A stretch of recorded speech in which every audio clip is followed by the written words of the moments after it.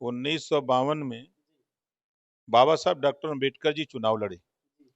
Vote की चोरी कांग्रेस ने किया, 78,000 वोट चुरा लिया। बनारस में कांग्रेस का प्रत्याशी हार गया। वो जान गया कि हार गया, तो रात को ट्रक पर लाद करके ये पेटी, उस समय मत पेटी, गंगा जी में ले जाकर डाल दिए। अब फर्जी वोट चोरी करके मत पेटी ला करके रख दिए। इसका खुलासा तब हुआ जब मछुआरे गंगा जी में जाल डाले मछली मारने के लिए, तो मछली की जगह पेटियां फंसने लगी। जब निकली तो पेटी खोला, तो वहां के पत्रकारों ने जब देखा तो कांग्रेस के खिलाफ सब वोट पड़ा था। तो ये वोट चोर, वोट चोरी कराने वाले लोग, ये तो सबूत उनके पास है। रामपुर से कांग्रेस का प्रत्याशी हार गया, तो दिल्ली से हमारे साथ उत्तर प्रदेश सरकार में मंत्री ओम प्रकाश राजभर जी हैं। इनके बयान आप ऐसे होते हैं जिसको सुनते ही आप चौंक जाते हैं। राजभर जी कैसे हैं आप? बढ़िया है। बढ़िया हैं। हाँ। कल सदन में जो है विपक्ष ने जो बिल पास किया गया कि जो है कोई नेता अगर 30 दिन तक जेल में रह लेता है, जिसमें 5 साल सजा का प्रावधान हो, तो उस बिल के अगेंस्ट जो विपक्ष के लोग हैं, अखिलेश यादव जी, कांग्रेस के लोग हैं, उस बिल को फाड़ करके माननीय गृह मंत्री जी के ऊपर फेंक देते हैं। आप कैसे देख रहे हैं इसको? ये कानून को मानने वाले लोग नहीं हैं, कानून का उल्लंघन करने वाले लोग हैं। हम भी तो यहाँ देखते हैं, जब महामहिम राज्यपाल महोदय का भाषण जब होता है सदन में पहला दिन, तो यहाँ भी गोला फेंकते हैं वही सपाई। कांग्रेस के लोग गोला फेंकते हैं राज्यपाल के ऊपर। यही संविधान कहता है, यही शिष्टाचार कहता है। महिलाओं के साथ यही सम्मान है कि उनके ऊपर गोला फेंको। तो वो जो कानून है सबके लिए है, न कि एक पार्टी के लिए है। सभी पार्टियों के लिए कानून आया है, वो स्वागत योग्य है। लालू जी जेल में थे, जेल से सरकार चलेगी, चलाए। केजरीवाल जी जेल में थे, जेल से सरकार चलाए। तो कानून है कि भाई 30 दिन लगातार यदि आप जेल में रहते हैं, तो आप चाहे सीएम हो, चाहे पीएम हो, चाहे मंत्री हो, आपकी सदस्यता खत्म हो जाएगी। ये लोग काहे बदे डर रहे हैं? इनको डरना नहीं चाहिए। इनका काम है विरोध करना, ये विरोध करते हैं। अगर हम इधर शुरू करें सीए और एनआरसी से विरोध, अब उसका नाम नहीं लेते हैं। अभी जैसे वक्फ संपत्ति का बिल आया, अब उसका नाम नहीं लेते हैं। वो हो गया काम। अब उसके बाद ये लोग शुरू किए कि जो है सरकार जो है वो वोट चोरी कर रही है। अब वोट चोरी के बाद उसके पहले ले आए कि संविधान खतरे में है, फिर का लेके आए कि आरक्षण खतरे में है, खत्म हो जाएगा। अब लेके आ गए हैं कि अब वोट चोरी हो रही है, चुनाव आयोग वोट काट दे रहा है, घपलेबाजी करके चुनाव जितवा रहा है।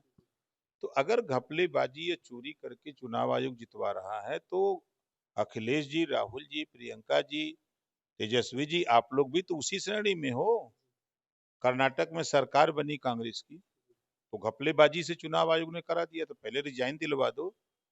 पहले आप लोग रिजाइन दे दो कि हम लोग घपलेबाजी और धोखाधड़ी से जीत के आए हैं, रिजाइन दे दो।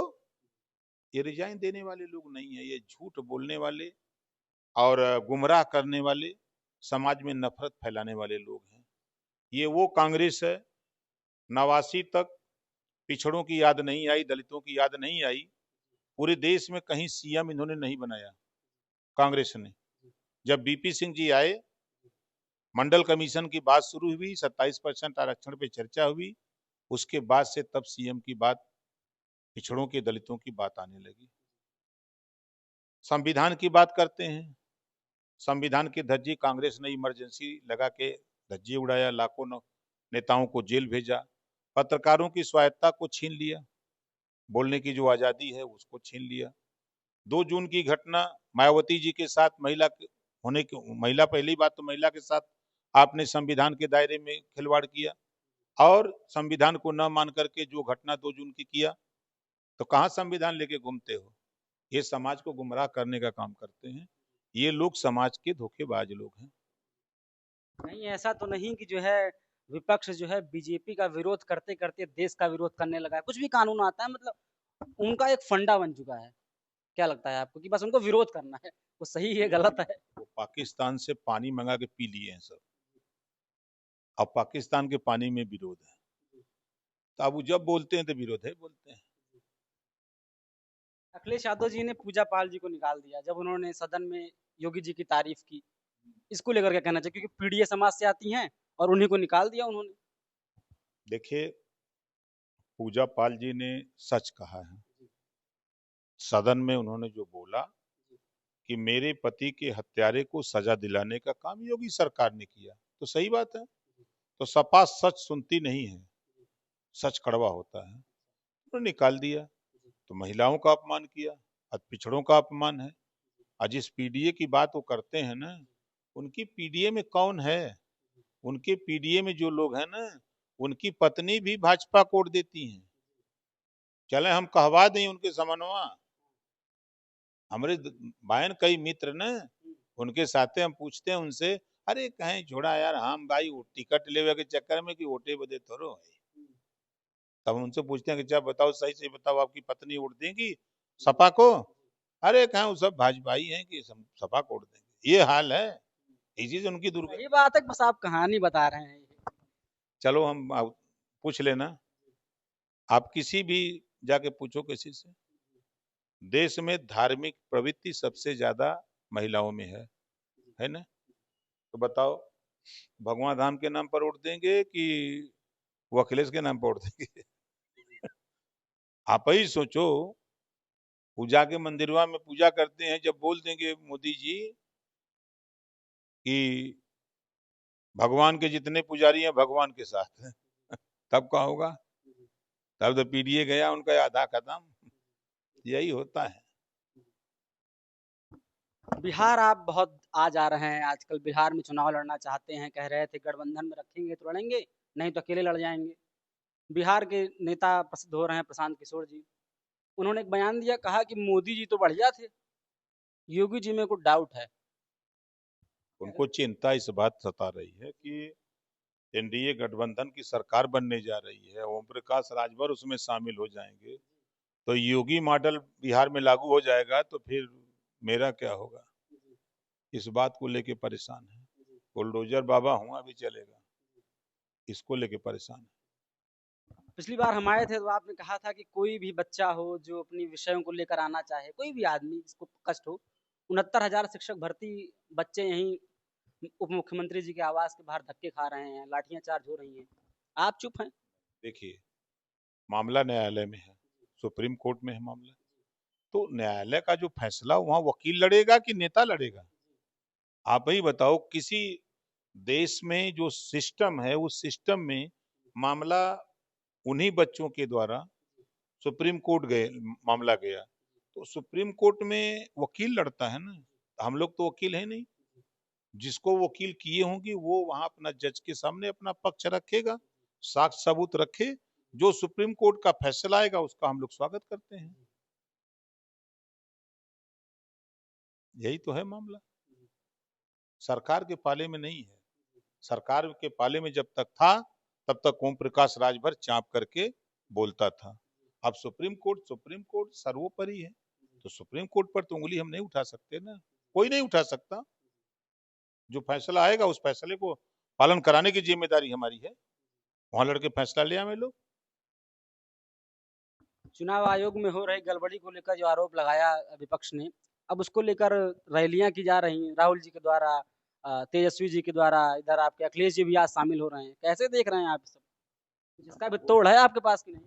1952 में बाबा साहब डॉक्टर अम्बेडकर जी चुनाव लड़े, वोट की चोरी कांग्रेस ने किया, 78,000 वोट चुरा लिया।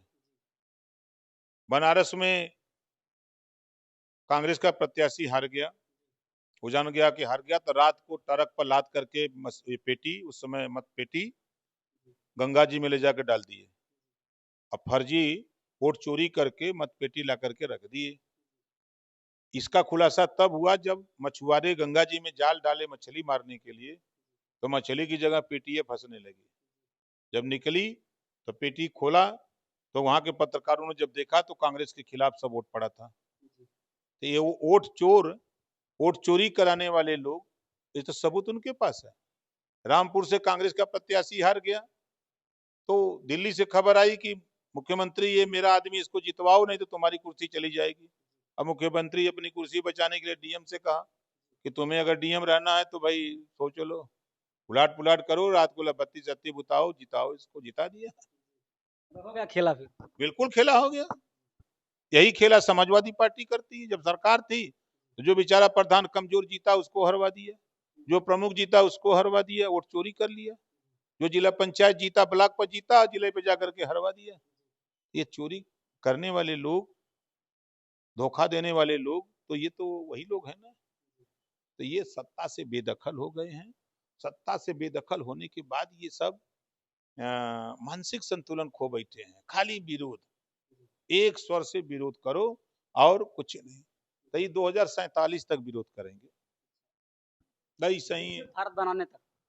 हाँ, 2100 साल पूरा होगा ना, 100 साल आजादी की जश्न होगा। 47 तक आप रहेंगे? अरे पटिया तो रही, संविधान रही, लोकतंत्र रही। हम रहें ना रहें, लेकिन आजादी रहेगी, लोग रहेंगे। ये सीढ़ी बनी है, एक जा रहा है ऊपर तो एक नीचे से आ रहा है, सीढ़ी पर चढ़ते जा रहे हैं। काफी कॉन्फिडेंस में है आजकल आप। क्यों, कोई दिक्कत है? ये थे हमारे साथ ओपी राजभर जी। आपको बातचीत कैसी लगी आप कमेंट सेक्शन में जरूर बताइएगा और देखते रहिएगा राइजिंग भारत। मेरा नाम रामकृष्ण शुक्ला। जय हिंद, जय भारत।